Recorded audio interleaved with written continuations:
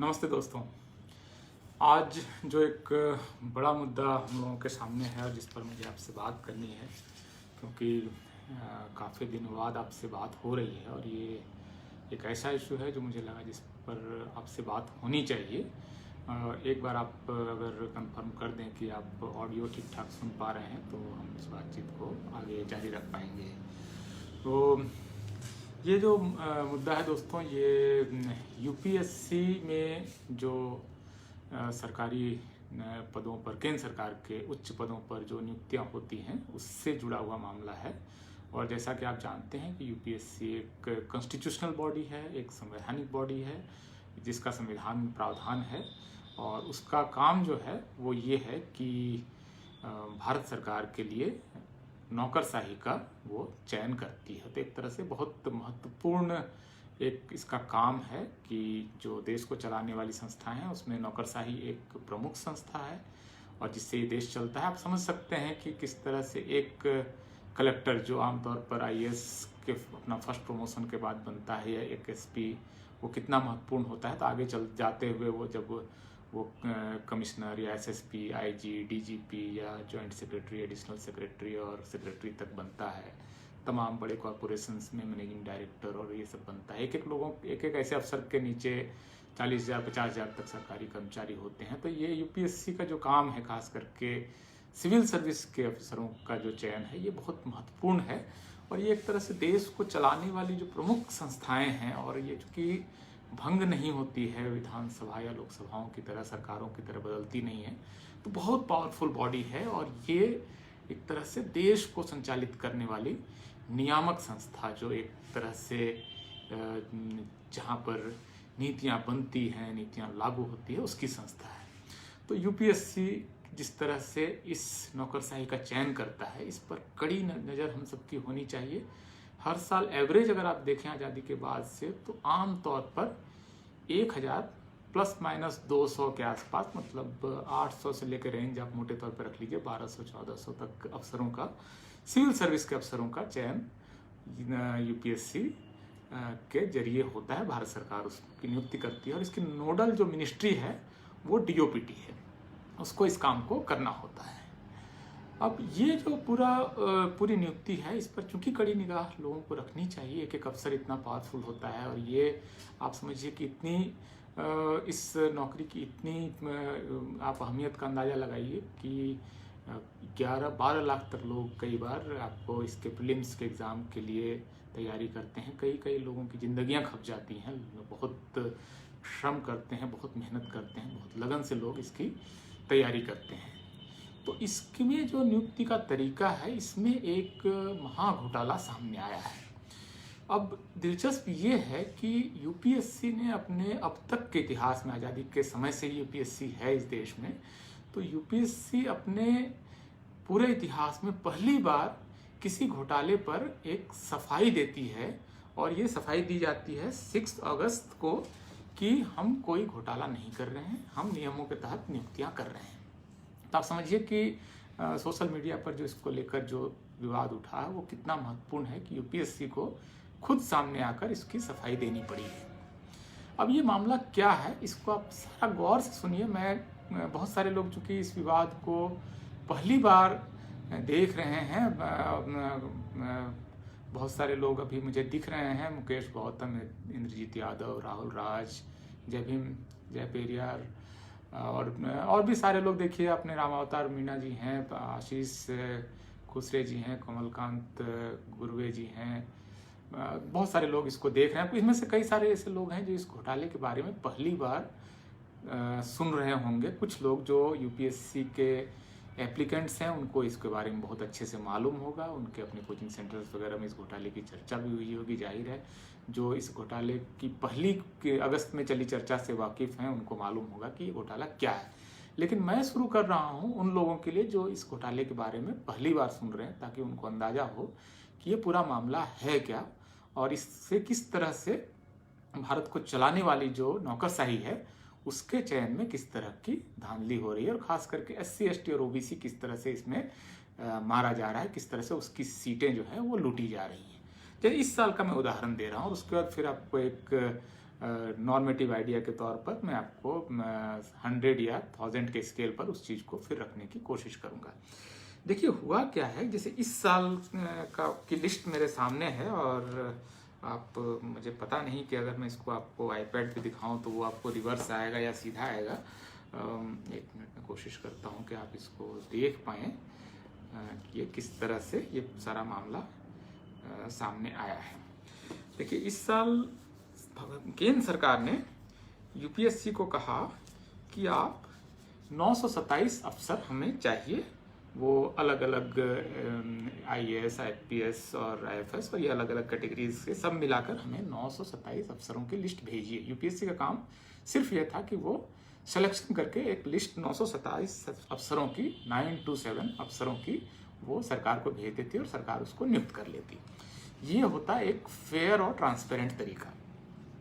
लेकिन यूपीएससी का जो रिजल्ट आता है 4 अगस्त को पिछले साल, यूपीएससी 927 लोगों की लिस्ट सरकार को नहीं भेजती है। इसकी जगह यूपीएससी क्या करती है, 829 लोगों की एक लिस्ट भेजती है कि इन लोगों का हमने सिलेक्शन किया है और आप इनको नियुक्ति दे सकते हैं। तो इस तरह से एक यूपीएससी ने 829 लोगों की एक लिस्ट भेजी। अब 927 लोग जो चुने जाने थे, केंद्र सरकार ने जितने लोगों को लिस्ट भेजने के लिए यूपीएससी से कहा था, उसमें से 397 लोग जनरल कैटेगरी के होने थे, 83 लोग ईडब्ल्यूएस के होने थे, 251 ओबीसी के होने थे, 129 एससी के और 67 एसटी के होने थे। अब यूपीएससी जब लिस्ट भेज रही है तो 67 एसटी के बदले में 67 की लिस्ट पहले भेजती है, शेड्यूल्ड कास्ट के 129 कैंडिडेट के बदले में 129 की ही लिस्ट भेजती है, ओबीसी के 251 की जगह 251 की ही लिस्ट भेजती है, ईडब्ल्यूएस के 83 की जगह 78 की लिस्ट भेजती है। और बड़ा घोटाला कहाँ होता है, जनरल की 397 की जगह 304 की ही लिस्ट यूपीएससी यहाँ पर भेज रही है। अब ये जो पूरा मामला हुआ क्या है, जब आपको कहा गया कि 927 की लिस्ट भेजिए तो आपने 829 की ही लिस्ट क्यों भेजी। दरअसल हुआ क्या है दोस्तों कि पिछले साल, इस साल और इससे पहले के हर साल में ये जो जनरल मेरिट लिस्ट है इसमें एससी एसटी ओबीसी के लोग बड़ी संख्या में चुने जाते हैं। अब आपको 397 में 91 कैंडिडेट ऐसे हैं जो कि एससी एसटी ओबीसी के हैं। अब यूपीएससी को कोई एक ऐसा तरीका निकालना है जिससे कि ये 91 लोग बाहर हो जाएं और यहाँ पर फिर जनरल कैटेगरी जो है वहाँ पर फिर अपर कास्ट के लोग आ जाएं।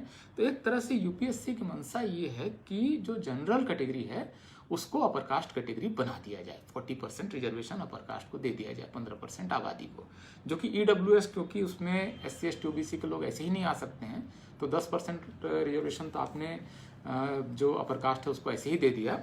इसके अलावा जो 40% है उसको भी वो अपर कास्ट के लिए रिजर्व करना चाहते हैं। ये है कुल मिलाकर इस पूरे आइडिया के पीछे की फिलॉसफी। आपको मैं इसको एक एब्सोल्यूट नंबर के टर्म में बताता हूँ। आप समझिए कि 1000 लोगों की नियुक्ति होनी है। 1000 की नियुक्ति होनी है तो जाहिर है कि उसमें 400 जो हैं वो जनरल कैटेगरी में होंगे, जनरल मेरिट में होंगे, जो भी मेरिट में आएगा वो उसमें आना चाहिए। और इसके अलावा 1000 में से 100 जो है ईडब्ल्यूएस आएगा, 270 ओबीसी आएगा, 150 जो है वो एससी आएगा और 75 एसटी आएगा। ये इस तरह से इसका बंटवारा होना चाहिए। अब अगर 400 जो जनरल मेरिट है उसमें अगर 100 लोग एससी एसटी ओबीसी के आ गए तो अब यूपीएससी की प्रॉब्लम ये है कि उसकी दृष्टि इस बारे में है, इस यहाँ पर है कि जो जनरल मेरिट है उसमें जो एससी एसटी ओबीसी के हैं उनको बाहर किया जाए।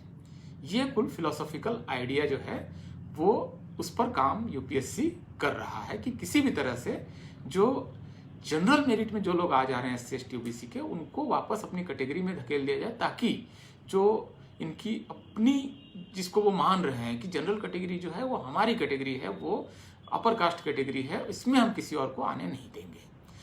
ये है कुल घोटाला। अब इसकी काट कैसे निकालता है यूपीएससी, इसमें क्या घपला कर रहा है। अब वो जब ये लिस्ट आ जाती है 829 की और इसके अलावा एक कंसोलिडेटेड लिस्ट वो 182 कैंडिडेट की जारी कर देता है, लेकिन उसमें लिस्ट नहीं जारी करता है, वो सिर्फ 182 का एक नंबर बता देता है कि 182 लोग जो हैं वो कंसोलिडेटेड लिस्ट के हैं। अब जिन लोगों का नाम यूपीएससी ने अनाउंस नहीं किया है अपनी फर्स्ट लिस्ट में 91 की, उसका रिजल्ट जो है 4 अगस्त के बाद 4 जनवरी 2021 को उनका रिजल्ट आता है। और उसमें 91 में 71 लोग 73 लोग जो हैं वो अपर कास्ट के जनरल कैटेगरी से होते हैं, एक ईडब्ल्यूएस से होता है, 14 ओबीसी का होता है और एक सिर्फ एसटी का होता है, एससी का होता है। तो ये जो लोग 91 लोग इसमें एससी एसटी और ओबीसी के आने चाहिए थे, इसकी जगह 73 सीटें निकालकर, बल्कि एक अगर ईडब्ल्यूएस को भी जोड़ लें तो 74 सीटें जो हैं उन्होंने यहाँ पर अपर कास्ट को दे दी है। ये है कुल मिलाकर घोटाला। इसको आप अगर कोई जटिलता है और इसमें कोई सवाल अगर पूछना चाहता है तो मैं उसका जवाब देना चाहूँगा। और इस बात को मैं बहुत गंभीरता से बोल रहा हूँ। मुझे मालूम है कि यूपीएससी इसको लेकर कितना संवेदनशील है, सरकार इसको लेकर कितनी चिंतित है, लगातार क्लैरिफिकेशंस आ रहे हैं, ओबीसी कमीशन में इस पर चर्चा हो रही है और बहुत बड़ा मुद्दा है। और इसमें आप समझिए कि हर साल अगर 100 सीटों की चोरी हो रही है, कभी 70, कभी 80, कभी 100, इस तरह की चोरी हो रही है। और इसके बारे में अगर एससी एसटी ओबीसी को एहसास हो गया है, देश की 85% आबादी को अगर एहसास हो गया है कि हमारी सीटें चोरी हो रही हैं, इसमें एक दिक्कत ये भी है कि अगर यूपीएससी ने ये करना शुरू कर दिया है तो राज्यों के आयोग भी देर सवेर यूपीएससी का ही तरीका अपना लेंगे और इस तरह से वो जो सीटों की चोरी है वो होगी। यूपीएससी इसके लिए जो इनका सर्विस रूल है, इनका रूल नंबर 16 जो अगर आप यूपीएससी का पढ़ेंगे तो उसमें आपको ये दिखेगा कि 16(3) और 4 जो है उसमें इन्होंने पेश किया है और ये नियम उन्होंने ही खुद बनाया है। नियम ये है कि अगर आप एससी एसटी ओबीसी के हैं लेकिन आप अगर जनरल मेरिट में आ गए हैं तो, और जनरल मेरिट में अगर आपका रैंक थोड़ा नीचे है तो अगर आप अपनी कैटेगरी में वापस लौट जाते हैं तो आपको अच्छी सर्विस मिलेगी। अगर आपको आईएएस चाहिए तो आईएएस मिलेगा, आईपीएस चाहिए तो आईपीएस मिलेगा। ये जो एक व्यक्ति का इंटरेस्ट है उसको वो अपफ्रंट कर दे रहे हैं और ये कह रहे हैं कि आप अपनी कैटेगरी में लौटिए तो आपको अपनी अच्छी सर्विस मिलेगी। और जैसे ही आदमी यहाँ से अपनी जनरल मेरिट से निकलकर अपनी कैटेगरी में लौटता है तो एक सीट जो खाली होती है वो उस कैटेगरी से ना भर के उसको वो जनरल मेरिट से भर देते हैं, जो अक्सर अपर कास्ट का कैंडिडेट होता है। ये काम मोदी सरकार में बेधड़क हो रहा है। लेकिन अब चूंकि सोशल मीडिया का समय है, पहली बार इसको लेकर इतनी चर्चाएं हो रही हैं, पहली बार इतनी बात हो रही है। आपको ट्विटर पे 2 दिन लगातार ट्रेंड हुआ, करीब करीब उस पर 3 लाख से ज़्यादा लोगों ने ट्वीट किया। तो ये पूरा जो मामला है ये अब धीरे धीरे खुल रहा है और अब इसमें दिक्कत हो रही है। इसमें सरकार ने एक और खेल किया है, क्योंकि उसको मालूम है कि सरकार इस काम को नहीं कर सकती। सरकार पकड़ी जाएगी तो उस पर दबाव बढ़ेगा, पार्लियामेंट में हंगामा होगा। तो सरकार ने क्या किया कि इस मामले को वो सुप्रीम कोर्ट में ले गई और एक जजमेंट आता है 2010 में, 7 मई 2010 में, union of India versus Ramesh Jain case में। और उसमें सुप्रीम कोर्ट, जो कि आप जानते हैं कि हमेशा अक्सर सरकार के साथ अलाइंड होती है और सरकार के साथ ही वो कई बार उनकी सुविधा के हिसाब से, जैसे SC एक्ट में हुआ या रोस्टर मामले में हुआ, सरकार की मंशा के हिसाब से फैसले लिखती है। तो यहाँ पर उन्होंने जैसे किसान आंदोलन में कर रहे हैं कि वो कोर्ट के जरिए इस मामले को रिजॉल्व करके ये कह रहे हैं अब तो ये तो कोर्ट का फैसला है, हम क्या कर सकते हैं। भाई कोर्ट का फैसला ये तो सही है, लेकिन कोर्ट में सरकार ने क्या पक्ष लिया, क्योंकि ये union of India versus Ramesh Jain का केस है। तो इसमें पार्टी कौन है? यूनियन ऑफ इंडिया है, भारत सरकार पार्टी है। क्या भारत सरकार ने सुप्रीम कोर्ट में जब ये केस आया तो उन्होंने SC ST OBC के पक्ष में दलील दी या अपर कास्ट के पक्ष में दलील दी? उन्होंने रिजर्वेशन के पक्ष में दलील दी या रिजर्वेशन के खिलाफ दलील दी? तो हम देखेंगे, अगर उस जजमेंट को आप पढ़ेंगे, union of India versus Ramesh Jain, आप सुप्रीम कोर्ट की वेबसाइट पर इसको देख सकते हैं, 7 मई 2010 का फैसला है। तो इसमें पाएंगे कि कोर्ट में जब भारत सरकार जाती है तो भारत सरकार वहाँ पर रिजर्वेशन के खिलाफ दलील देती है और वो ये देती है दलील कि हमारा जो नियम है कि SC ST OBC को जिस तरह से ये उस कैटेगरी के अंदर फंसा के रख देना है ताकि जो जनरल मेरिट है वो अपर कास्ट की सीटें बन जाएं, तो इसके पक्ष में वो दलील देती है।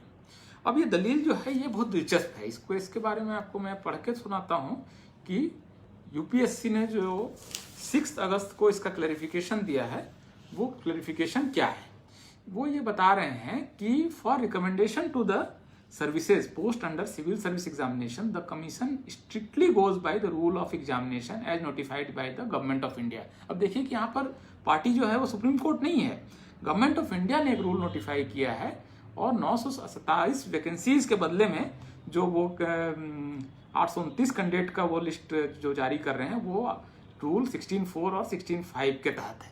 तो यहाँ पर आप देखिए तो एक तरह से यूपीएससी ये बात तो सही कह रही है कि नियमों के तहत कर रही है, लेकिन घोटाला तो नियमों में है। आपने नियम ऐसे बनाए हैं कि आप मजबूर कर रहे हैं SC ST OBC के मेरिट में आए हुए कैंडिडेट को कि आप अपनी कैटेगरी में जाइए ताकि हमारी जो बाकी की सीटें हैं वहां पर हम अपर कास्ट को वो सीटें दे सकें। तो ये घोटाला अगर साल दर साल इसी तरह चलता रहा और देर सवेर अगर राज्य सरकारों ने और उनके आयोगों ने भी अगर यही तरीका अपना लिया तो आप समझिए कि ये हर साल 20 से 30 हजार नौकरियों का मामला है, जो कि SC ST OBC की नौकरियां होंगी, लेकिन जो अपर कास्ट को चली जाएंगी, उनको लुटा दी जाएंगी। ये जो प्रश्न वगैरह जो आ रहे हैं मैं देख रहा हूँ, ये मुख्य रूप से इस घोटाले को समझने से संबंधित है। और ये कह रहे हैं कि जैसे अब लिखा जा रहा है कि दलितों पिछड़ों के साथ धोखा किया जा रहा है। दिलीप कुमार साहब कह रहे हैं कि सही कहा आपने, और SC ST राजनीति के पैरोकारों की मौन सहमति है। देखिए SC ST OBC के पैरोकार जो राजनीतिक पैरोकार हैं, कई मामले समाज को खुद हल करने पड़ते हैं। ये आप हर चीज़ के लिए अगर राजनेताओं की तरफ देखेंगे तो राजनेता भी दरअसल आपकी तरफ देख रहा है। अगर डिमांड होगी, अगर आंदोलन होगा तो राजनेता निश्चित रूप से आपके साथ आएंगे। ऐसा नहीं है कि वो उनको इस वोट की चिंता नहीं है, क्योंकि देखिए अब इस नियम को बदलने की जो बात है वो केंद्र सरकार के स्तर पर हो रहा है। और आप देखेंगे कि बाकायदा DOPT ने प्रधानमंत्री के निर्देश पर 9 जुलाई को ये भी कहा कि सर्विस एलोकेशन जो हो रहा है उसमें फाउंडेशन कोर्स के आधार पर उनके सर्विस एलोकेट किए जाएं। तो अगर यूपीएससी अगर इसी प्रपोजल को यूपीएससी मान ले कि 927 की लिस्ट आप फाइनल कर लीजिए, पहले तो जितने कैंडिडेट आपको देने के लिए कहे गए, आपका काम परीक्षा लेकर एक लिस्ट बनाना है, आप इसमें कोई घोटाला मत कीजिए। 927 की टोटल मेरिट लिस्ट आप भेज दीजिए। आप ये मत कीजिए कि हम 800 की भेज देंगे और 700 की भेज देंगे और बाकी हम एक लिस्ट छुपा के रख लेंगे, जो कि 4-5 महीने बाद जब पूरा मामला ठंडा पड़ जाएगा तो हम उसमें एक लिस्ट लाकर आपको रख देंगे। तो ये जो घोटाला है इसको असल में रोकने के लिए इस समय बहुत ज़बरदस्त दबाव है। बाकायदा PMO की तरफ से इस पर लिखा गया है। मैं आपको बताऊं कि Lal Bahadur Shastri national academy of administration में ये मामला 25 जून को आया था, कंबाइंड फाउंडेशन कोर्स का। तो ये असल में PMO की तरफ से देखिए ये रिपोर्ट भी हुआ है कि 100 दिन का एक कंबाइंड फाउंडेशन कोर्स का प्रोग्राम हो, जिसके लिए रिकमेंडेशन PMO ने किया है। तो ये मामला दरअसल अब वहाँ पर है जहाँ पर अगर आपकी तरफ से ये दबाव बनता है।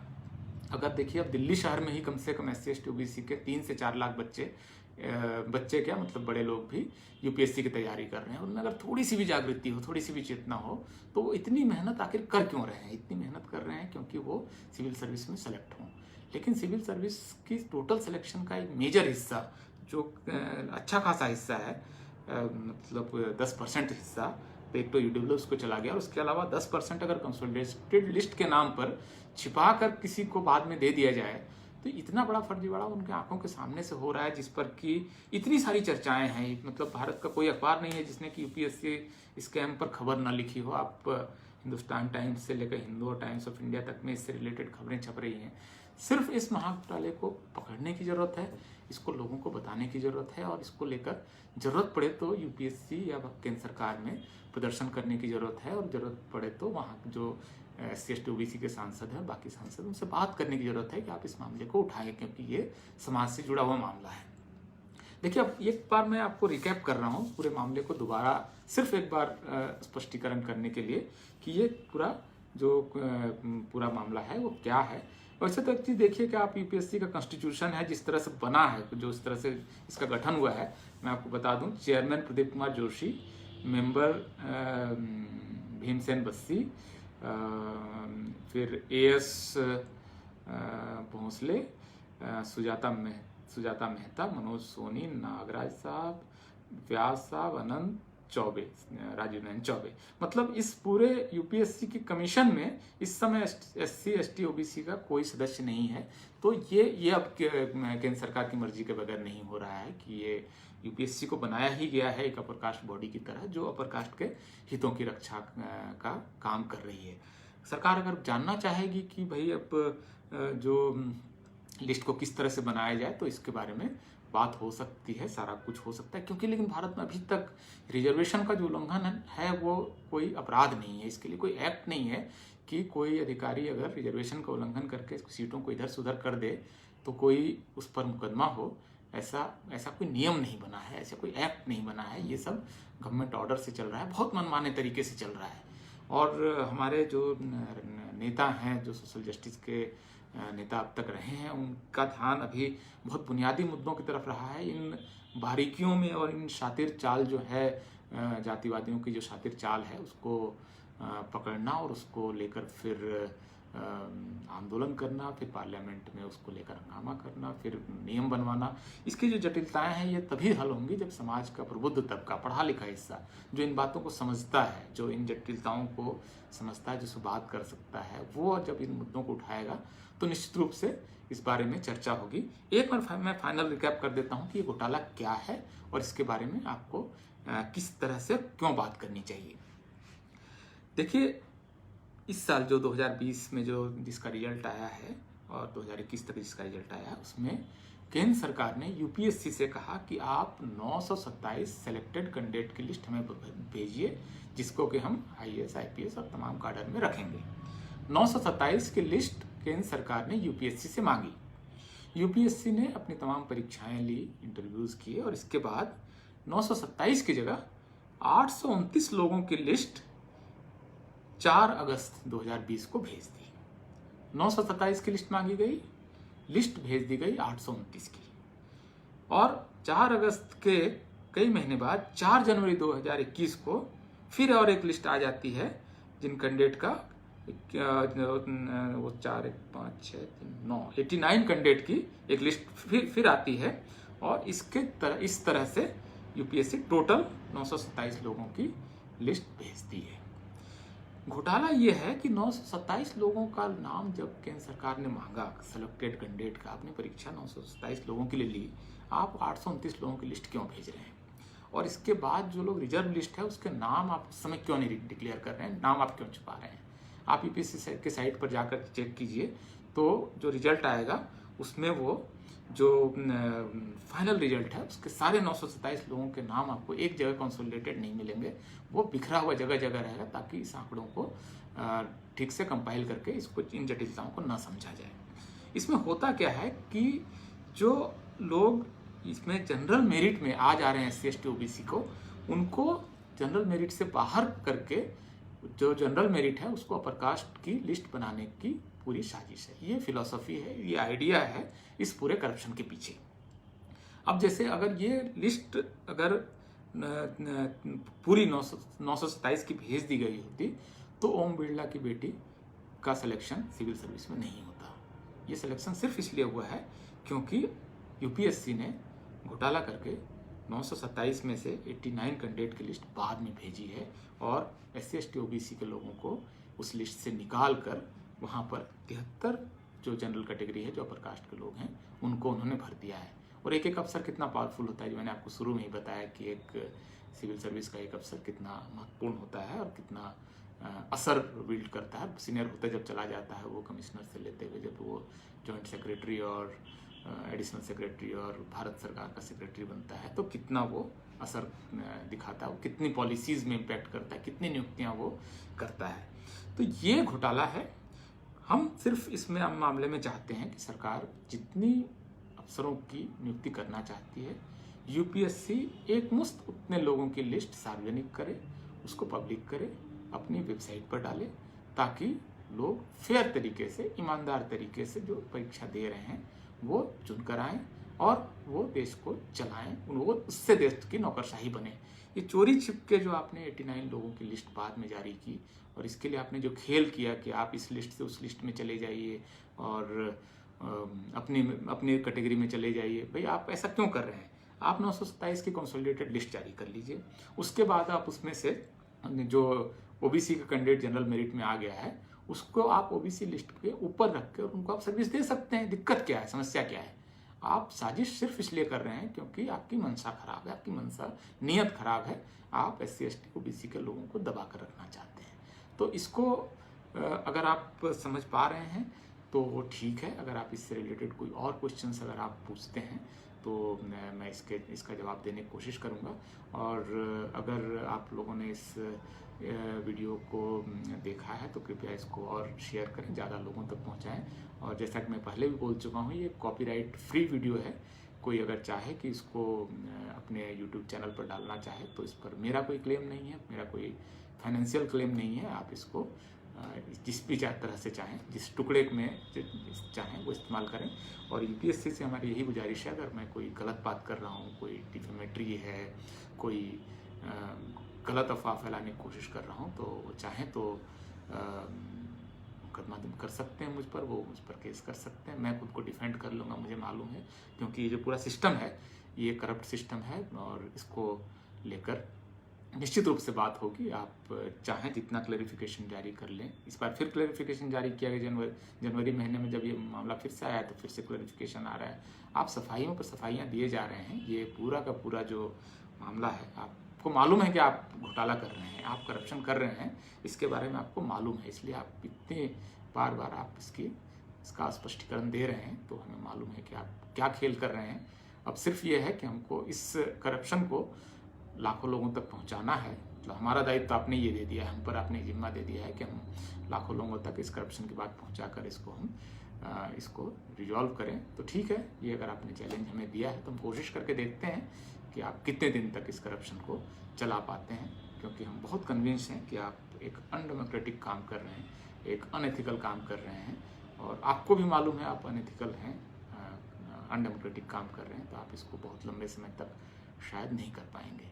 बहुत बहुत शुक्रिया दोस्तों। और इस इशू को ट्विटर पर भी हम ले जाने की कोशिश करेंगे। जो लोग ट्विटर पर हैं वो अगर चाहें तो आज रात 8 बजे एक ट्विटर स्टॉर्म कर सकते हैं इस इशू को लेकर। और वो हैशटैग जो है वो मैं फेसबुक पर भी डाल देता हूँ, आप उसको देख लीजिए। वो UPSC स्कैंडल के नाम से इससे रिलेटेड जो भी इंफॉर्मेशन है वो आप उस ट्विटर पर डालिए, ताकि इसको हम पिछली बार की तरह इसको भी हम चर्चा में ला सकें। मुद्दे बहुत हैं, बहुत सारी चर्चाएं हो रही हैं, तमाम खुदरा इश्यूज़ हैं, लेकिन ये एक ऐसा इशू है जिसको अगर SC ST OBC खुद नहीं उठाएगा तो फिर कोई नहीं उठाएगा। जो मतलब सेकुलर और कम्युनल दोनों जो सवर्ण पत्रकार हैं उनमें से कोई भी इस इशू को उठाने वाला नहीं है। इस इशू को अगर उठाना है तो हमारे समाज के अपने प्रबुद्ध लोगों को ही इस इशू को उठाना पड़ेगा, क्योंकि आप जानते हैं कि जो सवर्ण पत्रकार होगा वो अपनी जाति हितों से बंधा होगा और इस इशू को तो नहीं उठाएगा। बहुत बहुत शुक्रिया दोस्तों।